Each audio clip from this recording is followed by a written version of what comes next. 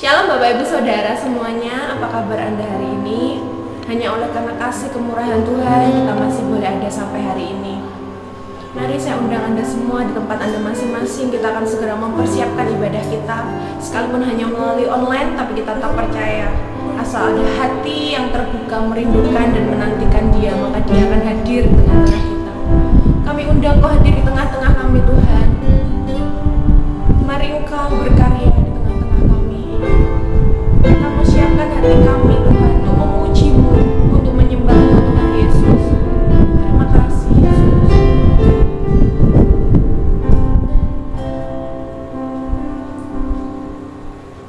Tuhan aku rindu,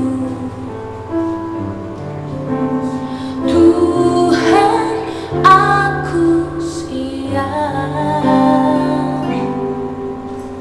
penuhi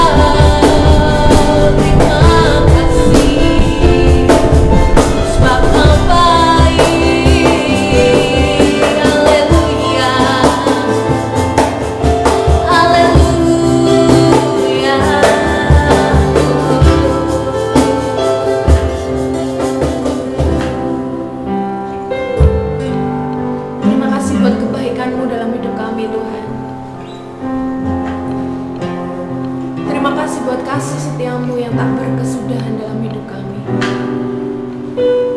Mari penuhi setiap hati yang rindu hari ini Tuhan. Mari puaskan setiap jiwa yang dahaga akan Engkau Tuhan. Hari ini kami mau siapkan hati kami untuk terima kebenaran firman-Mu.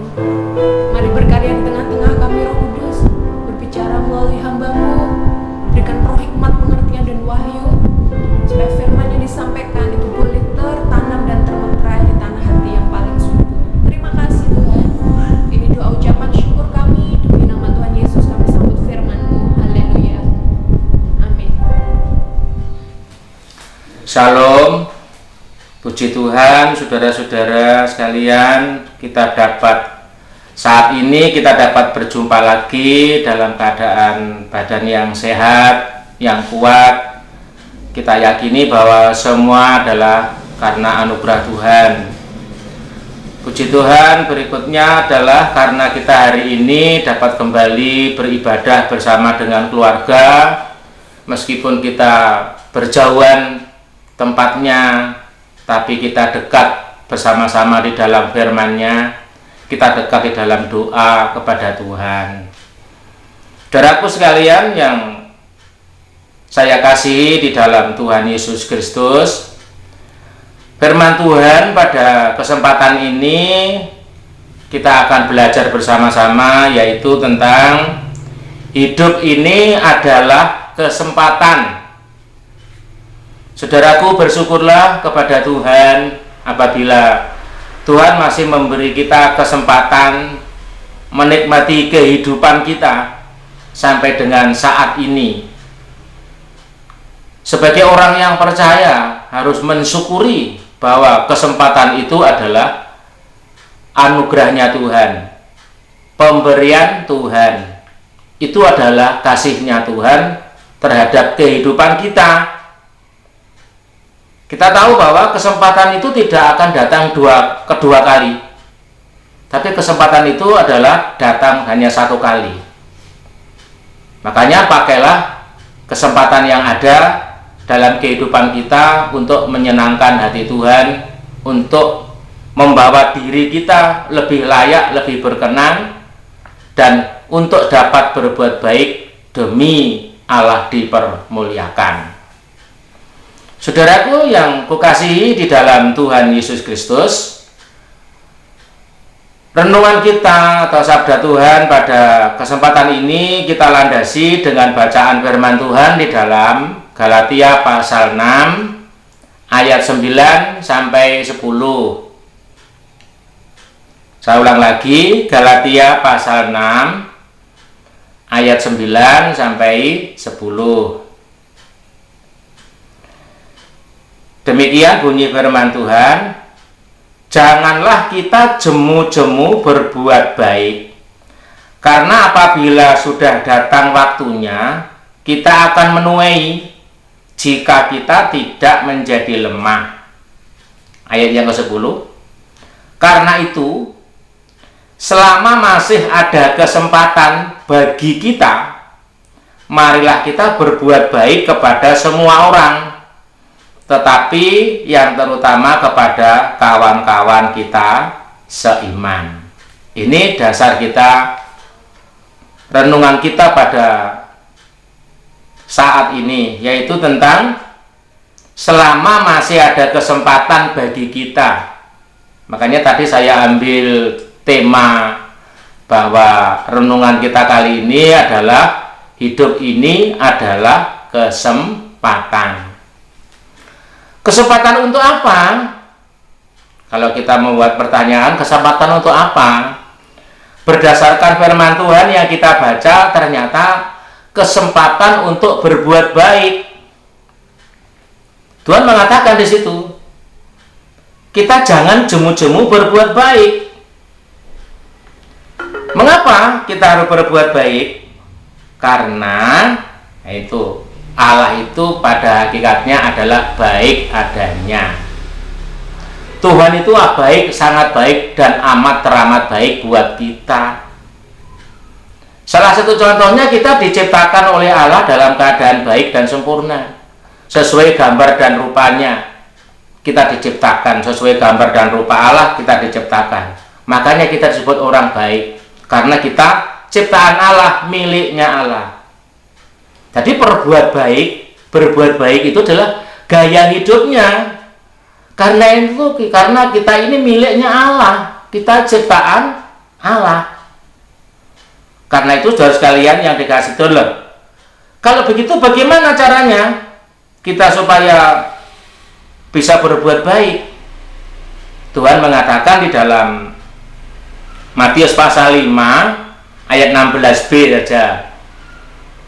Matius pasal 5 ayat 16b.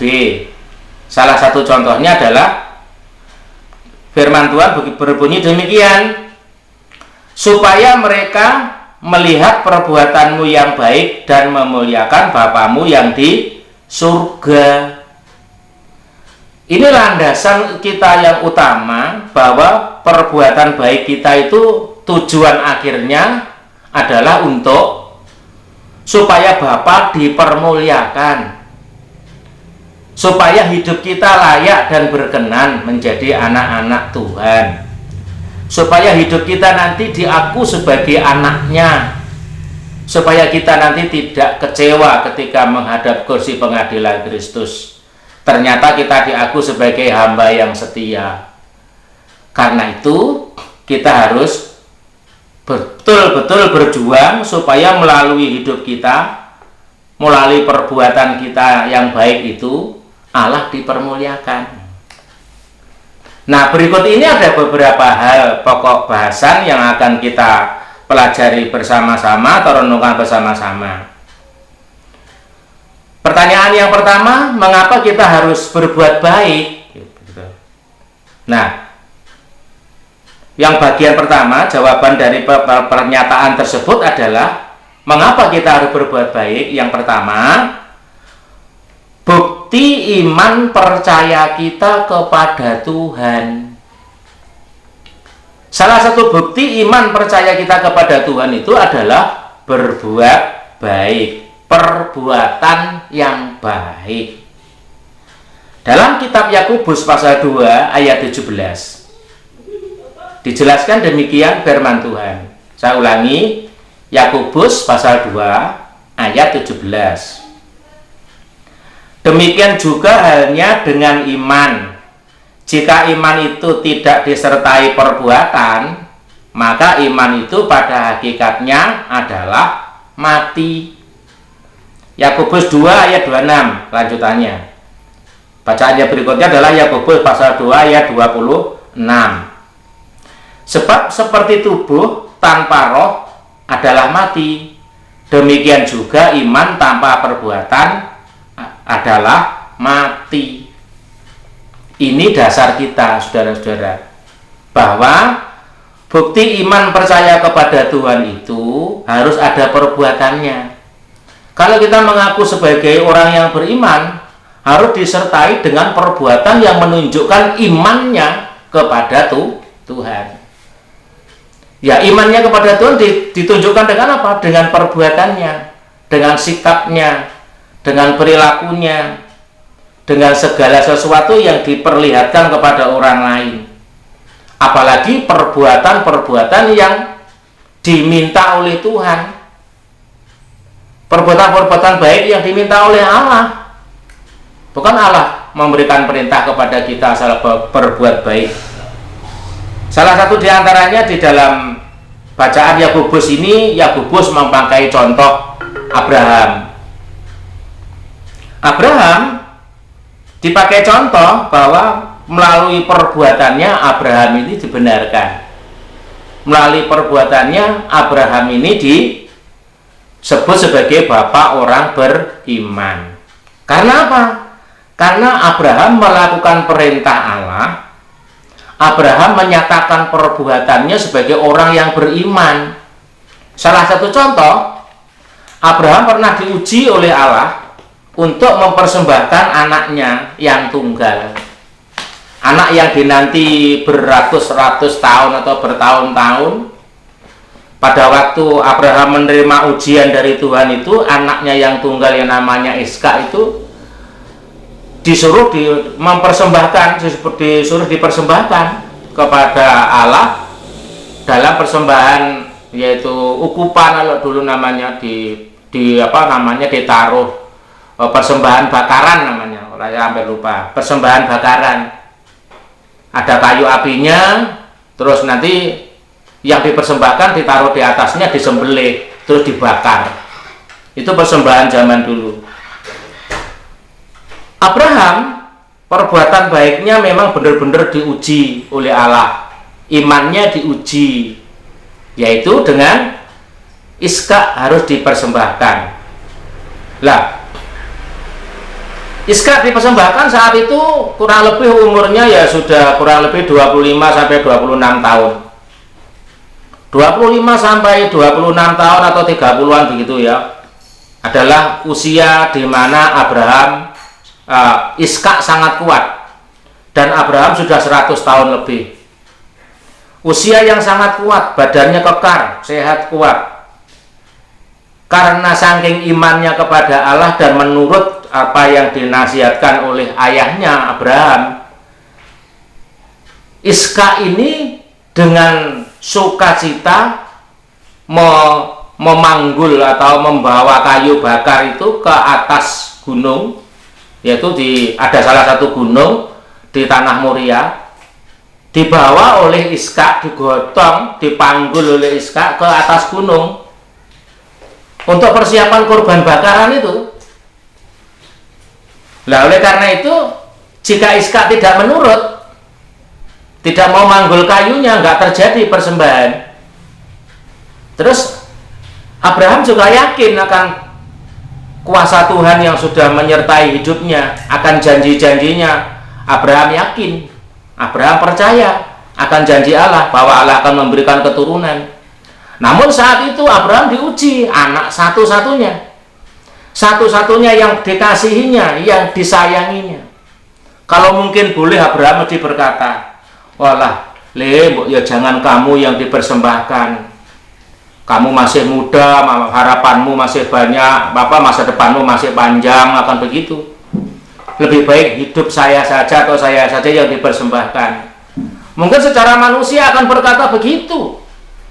Namun karena imannya kepada Allah itu kuat dan sungguh-sungguh, maka Abraham dengan segala keikhlasan hatinya mempersembahkan Ishak itu di atas Gunung Moria, Sehingga apa? Sehingga Allah mengakui dalam Kejadian pasal 22 ayat 12, Allah mengakui iman Abraham dengan berkata demikian. Kejadian pasal 22 ayat 12. Jangan bunuh anak itu, dan jangan kau apa-apakan dia, sebab telah ku ketahui sekarang bahwa engkau takut akan Allah, dan engkau tidak segan-segan untuk menyerahkan anakmu yang tunggal kepadaku. Allah mengetahui iman Abraham. Nah, ini yang paling penting, saudaraku sekalian, dalam kehidupan kita. Jika Allah sudah memberi penilaian, Allah mengetahui imanmu diketahui oleh Allah, dan sudah dikatakan oleh Allah imanmu benar, imanmu lulus dengan melalui ujian, maka berkat dan janji-janji Allah itu akan dilimpahkan dalam kehidupan kita sebagai orang percaya. Oleh karena itu, mengapa kita harus berbuat baik? Semasa masih memiliki kesempatan berbuat baik, kita lakukan dengan sungguh hati, karena bukti iman percaya kita kepada Tuhan itu adalah perbuatan baik kita.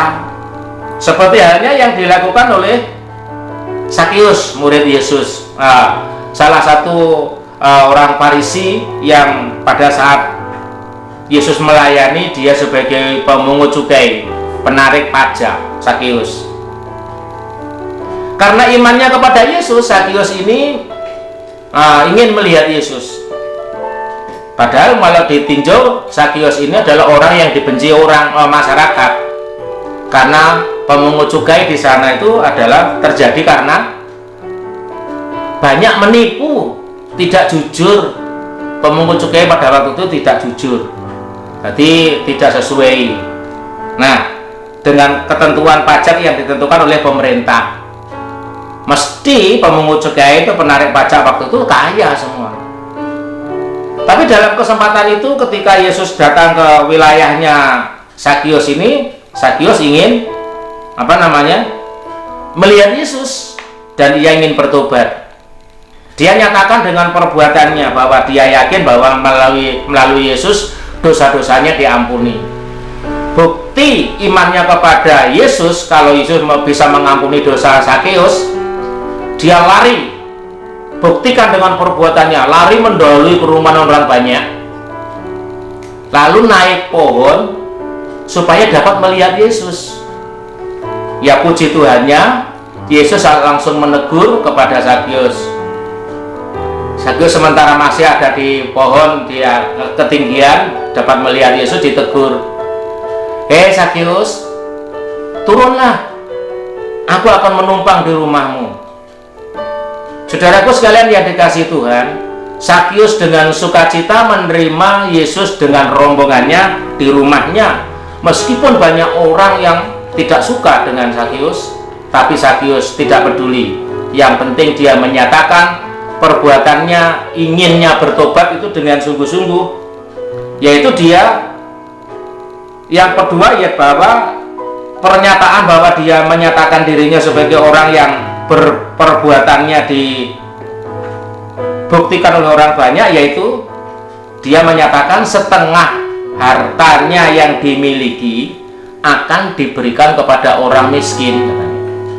Berarti kan dia sanggup menjadi miskin, berarti ya hartanya dikurangi. Kalau ada orang yang ditipu, dia akan kembali membayarnya dengan 2 kali lipat. Dan berikutnya dia akan memberikan kekayaannya kepada orang miskin. Otomatis Zakius menjadi miskin karena kekayaannya dia berjanji akan diberikan kepada orang miskin. Melalui perbuatan Zakius ini, Yesus membenarkan perbuatannya, bahwa dia diselamatkan, dia diampuni, dia memiliki iman, dan imannya Zakius itulah yang menyelamatkan, karena dia buktikan dengan perbuatannya. Saudaraku sekalian, kita sebagai orang yang percaya harus mampu membuktikan bahwa perbuatan kita adalah menunjukkan iman kita. Mari kita nyatakan bahwa kalau kita orang beriman, mari kita berbuat yang menyenangkan hati Tuhan. Perbuatanmu harus memuliakan Tuhan. Perbuatanmu harus orang lain menjadi senang, atau orang lain memiliki pengharapan juga. Oleh karena itu, buktikanlah bahwa perbuatanmu adalah bagian dari bukti dari imanmu.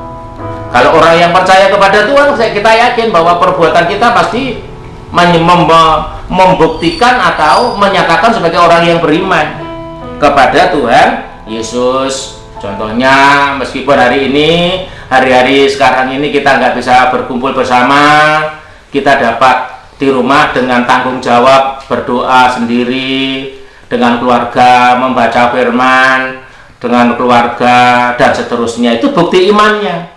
Dan berikutnya, bukti imannya adalah banyak sekali kalau dibahas dalam pertemuan ini, tidak cukup waktunya. Tapi yang jelas kita tahu bahwa saudara-saudara sudah memahami bahwa bukti orang yang beriman kepada Tuhan itu perbuatan-perbuatannya dibuktikan dengan perbuatan yang menyenangkan sesama dan lebih juga menyenangkan hati itu Tuhan, yang akhirnya Tuhan dipermuliakan. Itu tujuan akhirnya.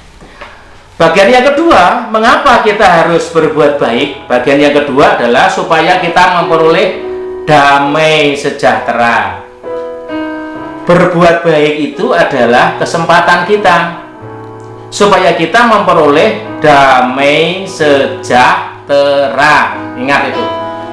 Siapapun orangnya di bumi ini, apabila suka berbuat baik, pasti hatinya damai sejahtera. Karena orang percaya kepada Tuhan itu,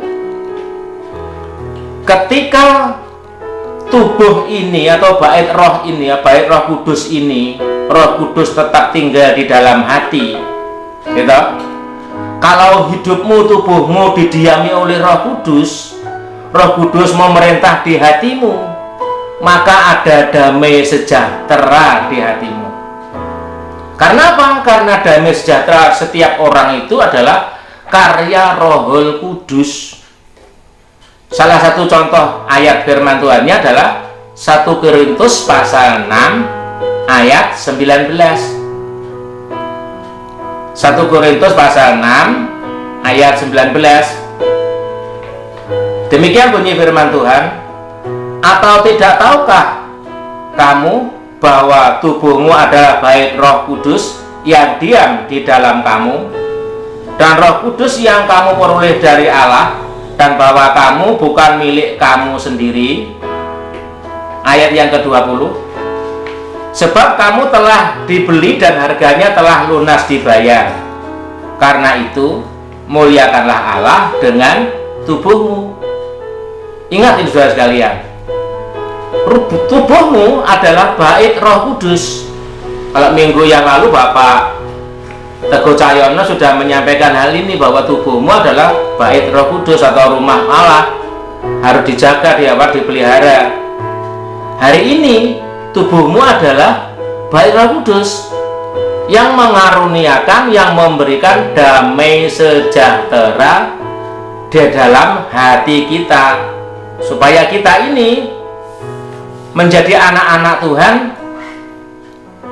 yang memiliki pengharapan penuh bahwa sumber damai sejahteramu itu karena kita ini melakukan perbuatan baik. Nah, mengapa kita harus berbuat baik?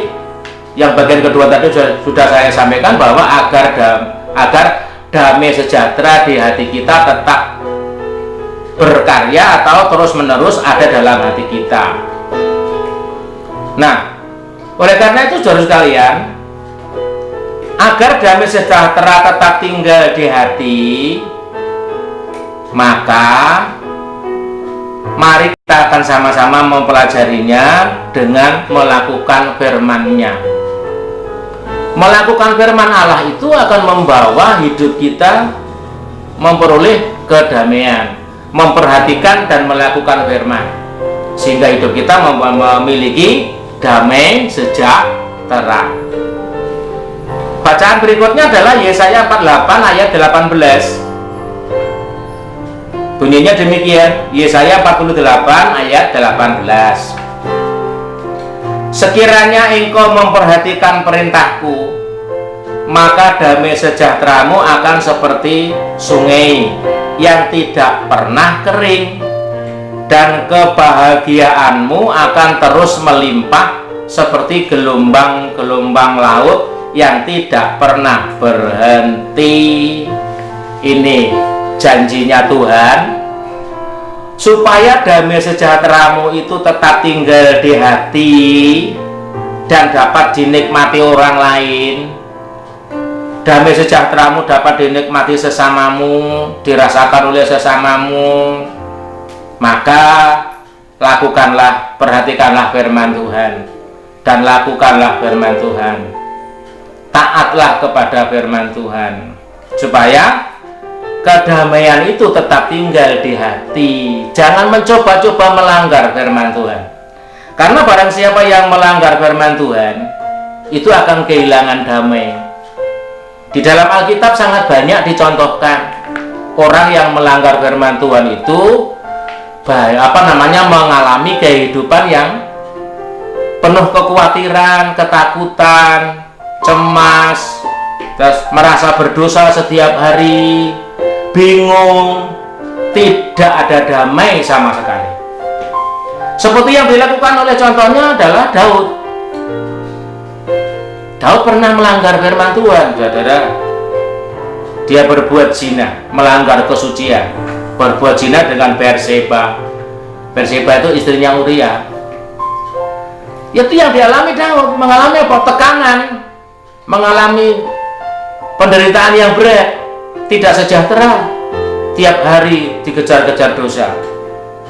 dan kekhawatiran, ketakutan selalu ada di dalam hidupnya, nggak pernah damai sama sekali. Nah, kita orang percaya kepada Tuhan, kalau ada contoh seperti itu tidak menguntungkan bagi hidup kita, jangan sampai kita mencoba melanggar firman.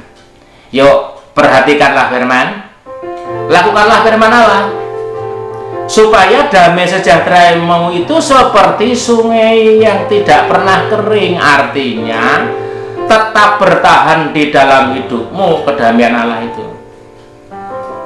Dan reaksi damai sejahtera dari Allah itu akan dinikmati orang lain juga, yaitu diibaratkan seperti gelombang-gelombang laut yang tidak pernah berhenti, terus bergerak keluar. Orang lain menikmati damai itu. Kalau kita memiliki damai, orang lain menikmati damai itu, sehingga orang lain pun beroleh berkat karena kita menikmati dan mengalami kedamaian yang dari Allah. Sehingga akhirnya, tujuan akhirnya adalah kita bisa membawa damai kepada orang lain. Matius pasal 5 ayat 9 menyatakan demikian, berbahagialah orang yang membawa damai, karena mereka akan disebut anak-anak Allah. Saya ulangi, Matius pasal 5 ayat 9, berbahagialah orang yang membawa damai, karena mereka akan disebut anak-anak Allah. Orang yang membawa damai itu memberitakan damai, memberikan damai kepada orang lain. Di mana dia berada, membuat orang lain menikmati damai sejahtera. Itulah tujuan akhirnya, agar damai di hati tetap bertahan dan tetap berkarya di dalam hidup kita secara terus menerus. Pelihara Roh Kudus dalam hidupmu, karena dialah sumbernya damai sejahteramu. Dan agar karya Roh Kudus terus berkarya dalam hidupmu, biar damai sejahtera terus berkarya di dalam hatimu, mari kita jangan sampai melanggar firman Tuhan. Lakukanlah firman Tuhan, sehingga damai sejahteramu terus menerus berkarya di hatimu dan menyenangkan sesama dan Tuhanmu. Bagian berikutnya, mengapa kita harus berbuat baik? Bagian yang terakhir adalah agar hidup kita bertambah baik. Di bagian ini bagian terakhir. Jadi, mengapa kita harus berbuat baik agar hidup kita bertambah baik? Bertambah baik yang bagaimana? Seperti dari tujuannya Allah menciptakan kita, bahwa Allah menciptakan kita supaya kita melakukan pekerjaan baik. Mari kita lihat bersama-sama, dibaca dalam Efesus pasal 2 ayat yang ke-10. Efesus pasal 2 ayat yang ke-10. Demikian firman Tuhan.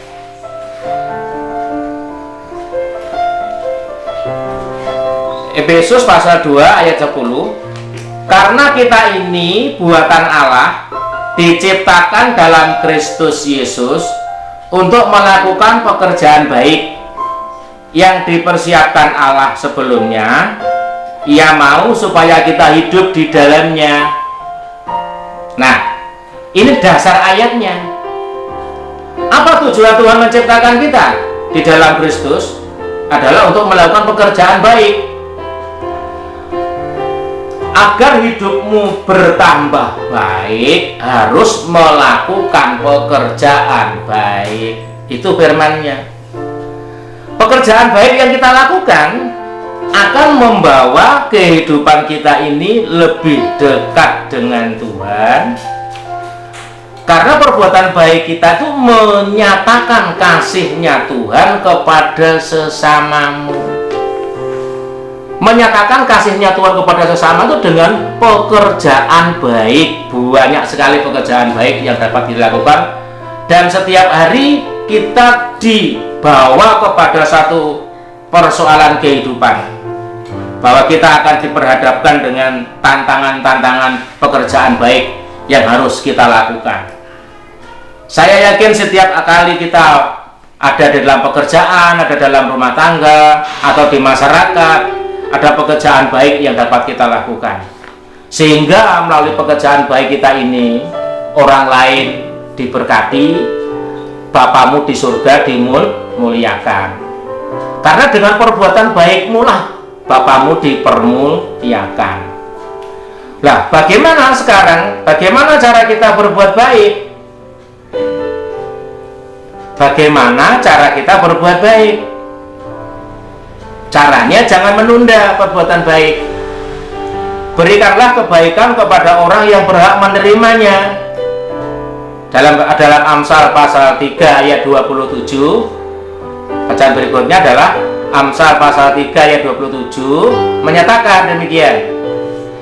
Janganlah menahan kebaikan daripada orang yang berhak menerimanya. Jadi jangan menahan kebaikan. Orang yang berhak menerima kebaikan dari kamu, jangan kamu tahan. Siapa mereka itu? Biasanya mereka yang berhak menerima kebaikan itu orang-orang yang sudah tidak mampu bekerja, orang-orang yang tidak memiliki keluarga yang perlu diperhatikan, yang perlu dibantu, yang perlu karya kebaikan kita, dan banyak lagi. Ketika Allah menghadapkan kita dengan perbuatan baik yang harus segera kita lakukan, kita lakukan. Jangan kita tunda. Perbuatan baik kita jangan kita tunda. Lakukan saat itu. Karena itulah kesempatannya. Makanya di atas tadi adalah hidup ini adalah kesempatan. Kesempatan untuk apa? Untuk berbuat baik. Ketika Allah menghadapkan kita dengan persoalan yang harus segera kita lakukan, lakukanlah. Jangan pernah menunda atau malas melakukan kebaikan, karena orang lain berhak menerimanya. Jika kita lakukan, kita akan beroleh berkatnya di hari kebangkitan nanti. Seperti yang dikatakan oleh Tuhan demikian, berbuat baiklah kepada orang yang tidak bisa membalasnya. Ini perintahnya Tuhan Yesus dalam Lukas pasal 14. Lukas pasal 14 ayat yang ke-14 dinyatakan demikian. Dan engkau akan berbahagia karena mereka tidak mempunyai apa-apa untuk membalasnya kepadamu, sebab engkau akan mendapat balasannya pada hari kebangkitan orang benar. Nah, pada hari kebangkitan nanti kita akan mendapat balasannya ketika kita melakukan kebaikan kepada orang yang berhak menerima. Tadi orang yang berhak menerima otomatis orang yang tidak bisa membalas kebaikan kita, seperti orang yang tidak mampu bekerja, orang yang sudah tua tidak mau berkarya atau gak ada keluarga dan lain sebagainya. Yuk, nyatakanlah perbuatan baikmu kepada Tuhan, kepada sesamamu. Jangan pernah menunda-nunda, karena Allah menginginkan perbuatan baikmu itu dengan tulus ikhlas, dengan kesungguhan hati, dengan benar-benar dilakukan, sehingga ketika melakukan dengan benar-benar, maka Allah akan membenarkan bahwa perbuatanmu itu adalah bukti dari imanmu. Seperti yang dicontohkan oleh siapa? Orang Samaria yang baik hati. Dalam Lukas pasal 10 ayat 25 sampai 37 ada cerita Tuhan Yesus memberikan perumpamaan tentang sesamamu manusia. Orang Farisi tanya, Tuhan, sesamaku manusia itu siapa? Oleh Tuhan Yesus dijawab dengan perumpamaan, yaitu orang Samaria yang baik hati. Di satu saat singkatnya cerita, ada orang yang dirampok, tergeletak dengan luka parah, hampir mati dia karena luka-lukanya. Lewatlah seorang imam, melihat dia tergeletak butuh pertolongan, tidak ditolong oleh imam. Ini imam, pemimpin waktu itu, imam orang Lewi itu imam, seorang pemimpin rumah ibadat atau pemimpin warga atau masyarakat. Orang imam nggak mau nolong. Berikutnya orang Lewi datang. Yang kedua Lewi ini pelayan Tuhan di gereja, aktif di gereja, aktivis lah, dari pelayan gereja sungguh pada zamannya.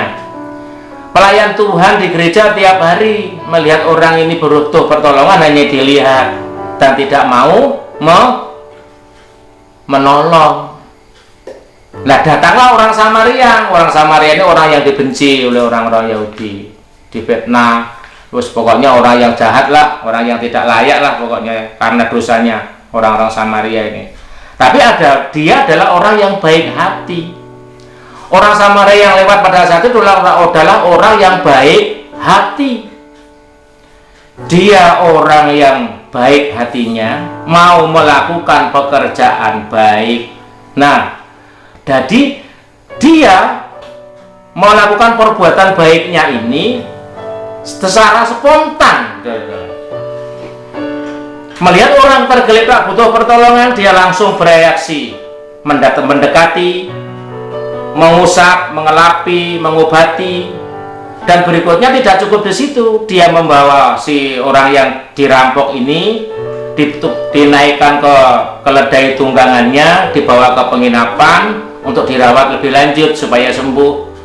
Dan dia mengeluarkan uangnya juga untuk si penginapan, meninggalkan uangnya untuk kelanjutan perawatan. Dan dia berjanji kalau uang yang saya tinggalkan ini nanti untuk merawat dia sampai sembuh kurang atau nggak cukup. Dia bilang, nanti saya kesini lagi dan akan saya bayar lagi keperluanmu untuk merawat orang ini yang sakit ini biar sembuh. Saudaraku yang dikasihi Tuhan, ini salah satu contoh orang Samaria ini tidak menunda kebaikan, langsung melakukan kebaikannya karena tahu sasaran yang tepat. Dia tidak menahan kebaikannya, dia tidak enggan dan tidak malas melakukan kebaikannya. Karena apa? Karena dia tahu bahwa itu adalah sesamanya manusia, rela berkorban, uangnya pun dikeluarkan. Kisah cerita ini yang menceritakan Yesus. Lalu Tuhan Yesus berkata, kalau begitu menurut kamu, di antara ketiga orang tadi, antara imam, Lewi, dan orang Samaria, siapa sesamanya manusia bagi orang yang dirampok? Orang yang menunjukkan belas kasihan, ya Tuhan. Ya itulah yang sesama manusia. Oleh karena itu, saudara sekalian yang dikasihi Tuhan, bagaimana cara kita berbuat baik adalah jangan menunda melakukan perbuatan baik. Segera tanggap dan segera lakukan ketika ada pekerjaan baik, pekerjaan yang menurut penilaian daripada Tuhan adalah pekerjaan baik. Lakukanlah, jangan malas, jangan enggan, dan jangan pandang bulu. Tapi yang jelas Tuhan mengatakan, lakukanlah. Padahal yang dilakukan oleh orang Samaria yang ditolong itu musuhnya. Dia dari suku Yahudi, dari orang-orang Yahudi. Orang Samaria dengan orang Samaria tidak akur. Tapi orang Samaria ini menunjukkan kebaikannya. Dengan perbuatan baiknya lah dia dibenarkan oleh Tuhan. Oleh karena itu, saudara kalian, apabila dalam kehidupan kita oleh Tuhan dipercayakan untuk melakukan pekerjaan baik, jangan pernah ditunda. Lakukanlah. Seperti Amsal mengatakan, Amsal 3 ayat 27 mengatakan, janganlah menahan kebaikan daripada orang yang berhak menerimanya. Lakukanlah supaya kita diberkati. Saudaraku sekalian yang dikasihi Tuhan, hidup ini adalah kesempatan. Saya kembali ke tema. Di atas tadi sudah saya sampaikan bahwa hidup ini adalah kesempatan untuk melakukan kebaikan. Ternyata kesempatan untuk melakukan kebaikan. Jangan sampai nanti kita menyesal di kemudian hari. Di saat di kursi pengadilan Kristus kita menyesal. Di dalam contoh Alkitab yang diceritakan oleh Tuhan Yesus, di situ dijelaskan bahwa ada seorang kaya yang sedang berpesta, melakukan pesta dengan seorang Lazarus yang sakit, miskin dan kuat. Nah, ya dan sakit. Lazarus yang miskin ini hanya diberi makan dari remah-remahnya. Ketika di kursi pengadilan, sama-sama mereka mati, orang kaya mati dan Lazarus juga mati. Maka menyesallah orang kaya ini. Karena pada saat dia dihadapkan dengan pekerjaan baik yang harus dia lakukan, dia tidak melakukannya. Padahal kalau dia menolong orang si Lazarus tidak akan menjadi miskin. Begitulah saudara sekalian, penyesalan kemudian itu tidak ada gunanya. Jangan sampai kita menyesal dengan tidak berbuat baik. Berbuatlah baik. Dan apabila Tuhan menghadapkan Lazarus di hadapan kita, mari kita terima dengan bersyukur bahwa itu adalah ujian daripada Tuhan. Puji Tuhan, demikian firman Tuhan pada kesempatan ini, bahwa hidup ini adalah kesempatan untuk melakukan perbuatan baik, supaya kita ini diberkati oleh Tuhan, dimampukan oleh Tuhan melalui perbuatanmu. Bapa di surga dipermuliakan. Melalui perbuatanmu kita diaku sebagai hambanya yang setia. Melalui perbuatanmu kita memperoleh tempat bahagia di sisinya, di tempatnya Bapa yang ada di dalam surga. Terima kasih, kiranya Tuhan memberkati kita. Mari kita akhiri dengan berdoa. Bapa kami yang di surga, kami menghaturkan puji syukur dan terima kasih ke hadapan-Mu atas kuasa firman-Mu yang Engkau berikan kepada kami pada hari ini.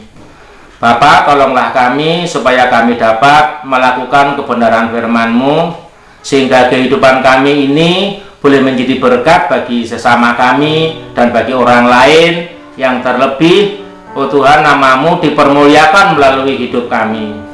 Kami percaya dan kami yakin Tuhan, seluruh perbuatan kami kiranya Engkau urapi dengan kuasa-Mu, sehingga kami mampu menunjukkan perbuatan baik bagi semua orang yang membutuhkan.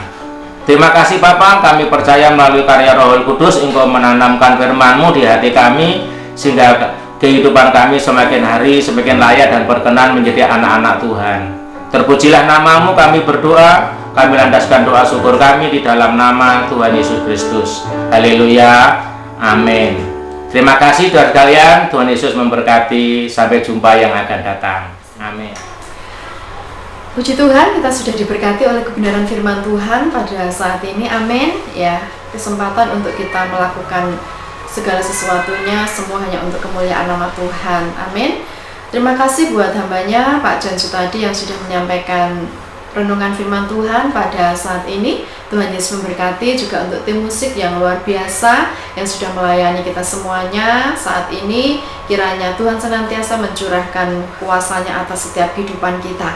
Puji Tuhan, sebelum kita akan menerima doa berkat, saya akan sampaikan pengumuman untuk seminggu ini. Pengumuman yang pertama kami sampaikan untuk ibadah perwilayah masih berjalan seperti biasa di wilayah masing-masing, baik yang di Jajak, yang di Cemetok, dan di Yosomulyo. Kita mulai ibadah jam 6 tepat, selesai jam 7 sampai jam setengah 8 kita sudah selesai. Mari yang rindu untuk bergabung di tempat yang sudah kami tentukan bisa bergabung bersama dengan kami semuanya. Untuk yang kedua, Bapak Ibu jemaat Tuhan yang terbeban untuk menabur, baik itu untuk diakonia, pekerjaan Tuhan, juga untuk mengembalikan 1/10 milik Tuhan, bisa langsung transfer ke rekening yang sudah tertera atau menghubungi kami. Pesan kami, tetap semangat, jaga kesehatan, dan selalu dekat dengan Tuhan. Tuhan Yesus memberkati kita semuanya, baik yang ada di kota Banyuwangi, di luar kota, bahkan yang ada di luar negeri. Semuanya ada di dalam kasih karunia Tuhan. Amin. Puji Tuhan, kita akan berdoa sekali lagi.